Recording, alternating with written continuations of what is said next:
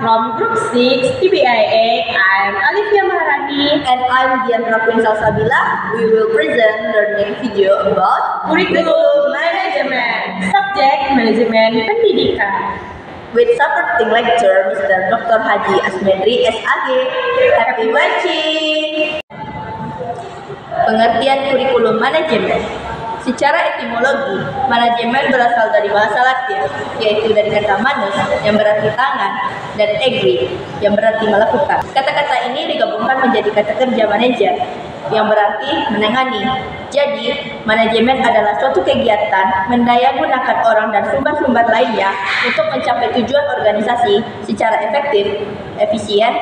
Kurikulum berasal dari bahasa Latin curricular yang berarti jarak yang harus ditempuh oleh seseorang pelari. Kurikulum adalah seperangkat rencana pengaturan mengenai tujuan, isi, dan bahan pembelajaran, serta cara yang digunakan sebagai pedoman pelaksanaan pembelajaran untuk mencapai pendidikan tertentu.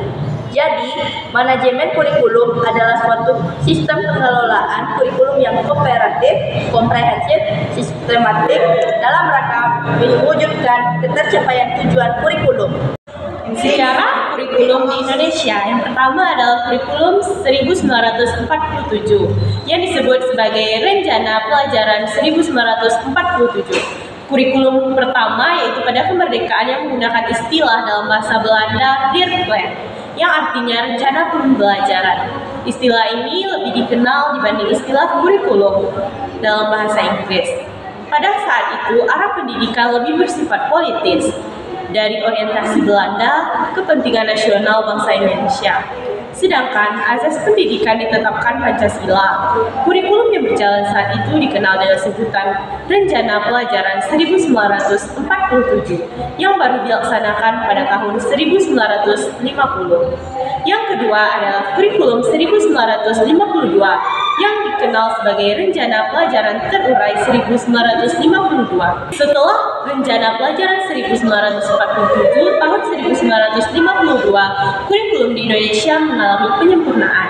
Kurikulum ini lebih merujuk di setiap mata pelajaran. Yang ketiga adalah kurikulum 1964 yang dikenal sebagai Rencana Pendidikan 1964. Yang menjadi ciri kurikulum ini adalah pemerintah menginginkan agar rakyat mendapat pengetahuan akademik untuk bekal pada jenjang SD, sehingga pembelajaran dipusatkan pada program Pancawardhana, yaitu pengembangan nilai moral, kecerdasan, emosional, atau artistik, dan jasmani. Yang keempat adalah kurikulum 1968. Kurikulum ini menekankan pada pendekatan organisasi, materi pembelajaran kelompok, pembinaan Pancasila, pengetahuan dasar, dan kecakapan khusus. Mata pelajaran dikelompokkan menjadi 9 pokok. Yang kelima adalah kurikulum 1975. Kurikulum ini menekankan pada tujuan agar pendidikan lebih efektif dan efisien. Yang melatar belakangi terlahirnya kurikulum 1975 ialah pengaruh konsep di bidang manajemen, yaitu MBO, Manajemen by Objective pada saat itu. Metode, topik, dan tujuan pembelajaran dijabarkan dalam prosedur pengembangan sistem instruksional yang dikenal dengan istilah satuan pembelajaran, yaitu rencana pembelajaran setiap satuan bahasa. 6. Kurikulum 1984 atau kurikulum yang disempurnakan. Kurikulum 1984 mengusung proses skilled approach. Kurikulum ini juga sering disebut kurikulum 1975 yang disempurnakan. Sisi siswa ditempatkan sebagai subjek belajar dari mengamati sesuatu, mengelompokkan, mendiskusi, hingga melaporkan. Model ini disebut cara belajar siswa aktif atau disebut CBSA atau dalam bahasa Inggris Student Active Learning or SEL. Yang ketujuh, kurikulum 1994 dan suplemen kurikulum 1999.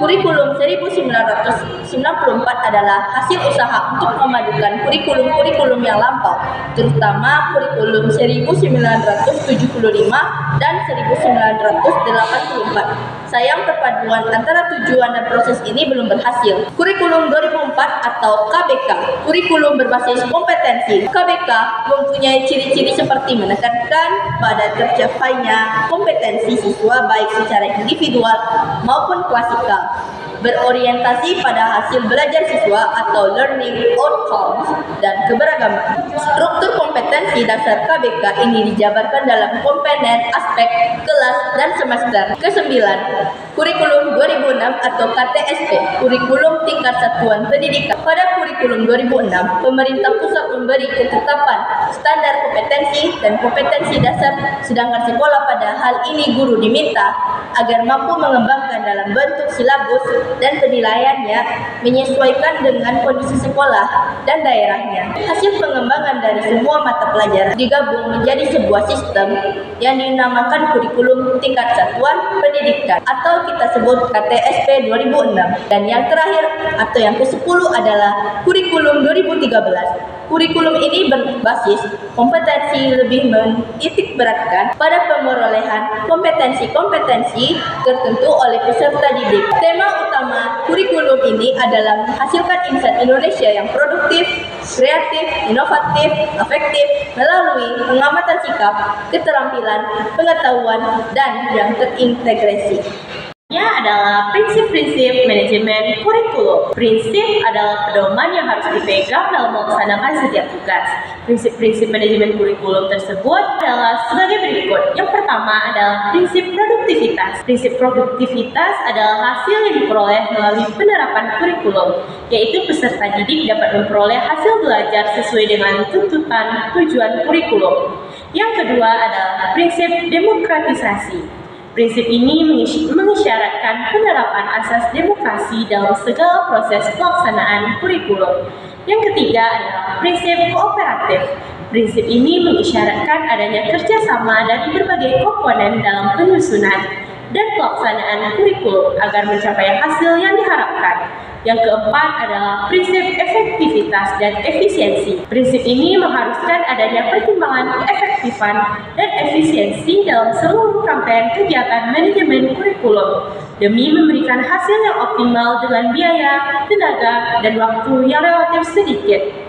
Yang kelima adalah prinsip kesetaraan. Maksudnya adalah kesetaraan kepada visi misi, sasaran, dan tujuan yang telah ditentukan di dalam kurikulum. Yang keenam adalah prinsip relevansi. Relevansi diartikan sebagai kesesuaian, kesepadanan, atau keserasian program pendidikan dengan tuntunan kehidupan.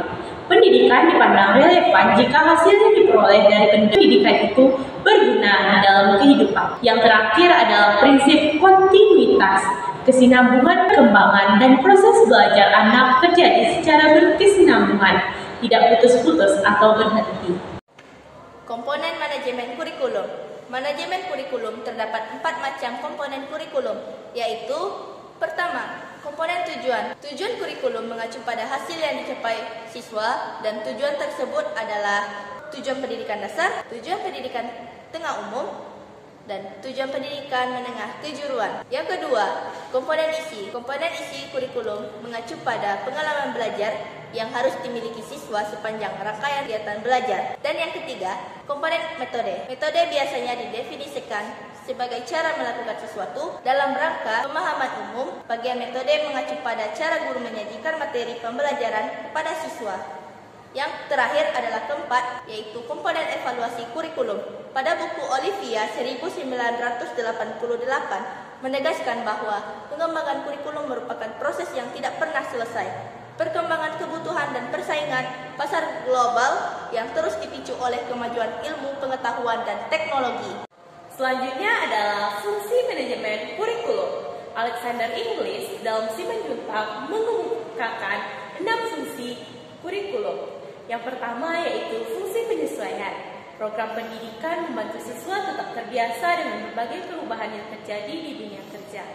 Yang kedua, fungsi pengintegrasian. Sekolah adalah milik masyarakat dan selalu berada di tengah masyarakat. Semua anggota sekolah juga bagian yang tidak terpisahkan dari masyarakat secara keseluruhan.